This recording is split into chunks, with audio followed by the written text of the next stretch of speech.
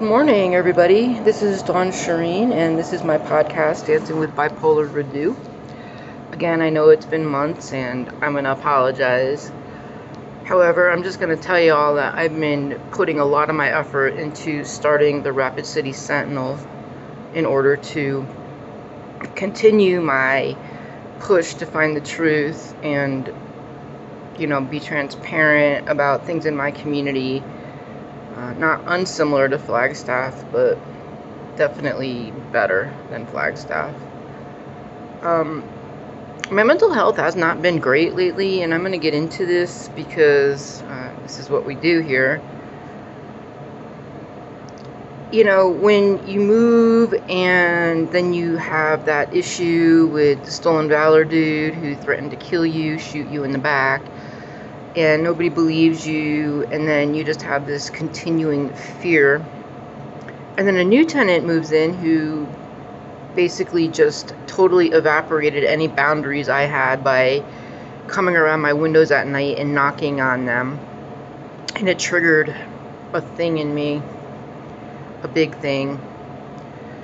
But this time I reacted probably more properly than I did with the Stolen Valor Landon Steele situation. I actually told the landlady. Now, the fact that Landon lied to me and told me that he and the property management lady were in a gun club together, and that she was okay with him brandishing weapons on site, and that basically his threatening to shoot me was just, Landon being Landon. I wasn't going to fall for it again with a new tenant who presented very similar to Landon. Same kind of lies, same kind of, I guess it's called negative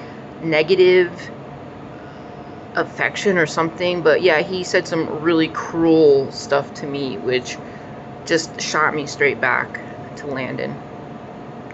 So I did that, and I went to the landlady, and I'm not seeing what I was calling him, the Walker Stalker, since, but I've not been looking.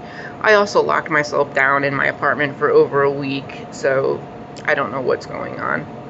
However, it did trigger the Landon fear in a big way. And I remember when I left Flagstaff, I told y'all that I was going to do something about stalking. I was going to start legislation. I was going to do something to protect people. And I have. I've actually written legislation. And I'm not going to go into it here and read it because it's very legal and very verbose. However, it's very necessary and wouldn't just help people in South Dakota. This could actually become a federal mandate at some point if I can do this right and actually get it accepted into the bill status and find a legislator who is willing to carry this to Congress, Senate. I'm trying to remember, I'm just a bill, just a lonely old bill. Anyway, it would first be a South Dakota law requirement, and then we could try to go the federal avenue, because from what I understand, this does not exist. This gap I'm looking to fill between civil, restraining orders, DV, sexual assault, and having your weapons taken away from you are not searched on any legal database at this point. So people sneak in all the time, just like Landon Steele, Landon Langley did here, who has much documented cases of restraining orders and stalking and just being an absolutely criminal nuisance to people. And after what this other guy did to me, it triggered me so bad that I was just like, I'm not doing this again, and nobody else should have to. So it's a 16-step legislation that I drafted. Thank you, bipolar disorder, right? And I'm waiting to send it to my first legislator to see if they'll carry it for me. And I'm very nervous. However, at least it's something, And if this one doesn't carry it, there's other choices too. And then perhaps if I want to give up ownership of it, I can give it to somebody else who may or may not have better political connections than I have. But I'm trying, and I guess that's all that really matters at this point in time. I'm fully out of the hockey game in South Dakota. I know I moved here to become a Rush fan and to support the team, and that was one of the main reasons I came to South Dakota. Well, that's changed, and I have a deep dive about the season that will be published on the 18th of April, the day after the season ends, so I'm not, messing with anybody's head or getting in their stride as if they have one, but it's going to name everything. I'm going to out all the people that suppressed my article, what happened during that time, who I contacted, and what kind of happened because of their suppression of my article, The Status Quo Face-Off, which you can still find, believe it or not, on Newsbreak, because as an aggregator, they don't have to kowtow to a local sports team who says, oh no, we don't want people knowing that we have a billionaire backer, Mark Walter, and we just want people to be dumb so we can continue to take their money left and right because they think we're poor, when all actuality, our main backer has over $345 billion in assets that he manages. So, there's that. But that hurt too, the whole leaving and thinking that I was going to come in and be accepted by a fan base and become part of the crowd, and that didn't happen. I never felt like I was part of Rush Nation. I never was accepted. I didn't drink the Kool-Aid, and I wasn't going to buy that this was a good hockey team. Having watched professional hockey for the better part of my young life, I knew it was a lie, and I don't go for lies, so there's that. What else? Yeah, I just redid my Social Security, disability paperwork, extremely nerve-wracking. And I've been suffering from extreme panic attacks over the past 2 weeks, so everything is a little bit loopy for me.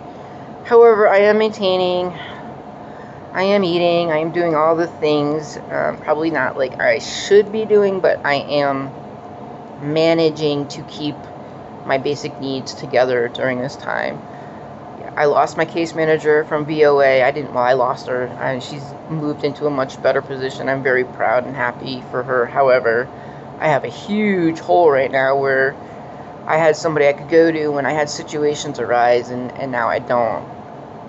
I mean, I will again soon. However, during this period of time, it's been really panic-inducing to be running this on my own, And I'm not saying I'm incapable of doing things on my own. However, I might be.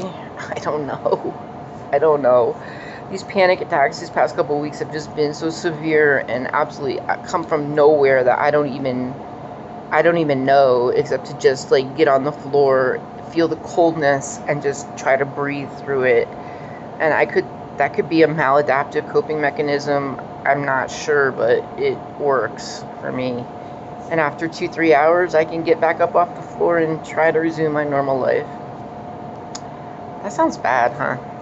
Yeah, I do have a new therapist I'm starting soon too, because I realized that online therapy wasn't working for me. It might work for other people, but it wasn't doing what it needed for me. And while this is also quote unquote online therapy through telehealth, it is a actual office that I can go to if I need to, with actual people who can help me if I start losing my shit again. So that's all good.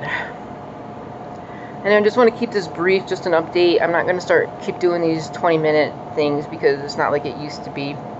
I don't have a whole lot going on. And if you want to know what's going on, just check out the Rapid City Sentinel. That's my newspaper, my news source. You can see what I'm working on. And here we are with a new podcast.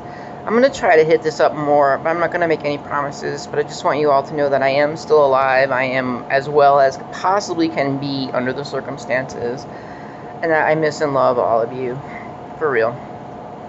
So this is Dawn Shireen. This is my podcast, Dancing with Bipolar Redu. And hey, let's all stay alive, okay?